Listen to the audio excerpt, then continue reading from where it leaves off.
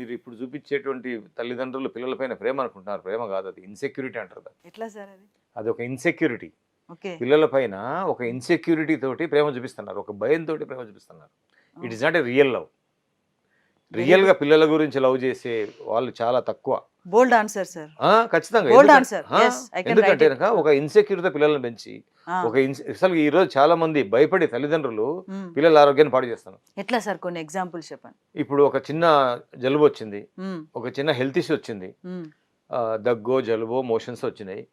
3 to 5 days తగ్గాల్సిన problem, infections వల్ల మన బాడీకి స్ట్రాంగ్ కావాల్సిన ప్రాబ్లమ్ని మనం సెకండ్ డేకే మెడిసిన్స్ వాడి మన బాడీని వీక్ చేసుకొని ఈ ప్రాబ్లమ్ని క్రానిక్ ప్రాబ్లంగా తయారు చేసుకుంటాం.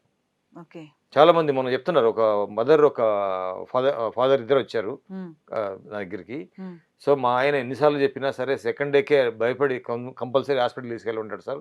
చిన్న జలుబు చేయకూడదు మా బాబుకి, చిన్న దగ్గు తగ్గకూడదు, వాళ్ళిద్దరు కొట్టుకుంటున్నారు. నేను చెప్పాను సార్, నేను చెప్పినా కూడా నా మాట వినలేదు. సో ఇప్పుడు ప్రతి నెల జలుబు వస్తుంది, ప్రతి నెల దగ్గు వస్తుంది, ప్రతి నెల యాంటీబయాటిక్ వాడాల్సి వస్తుంది.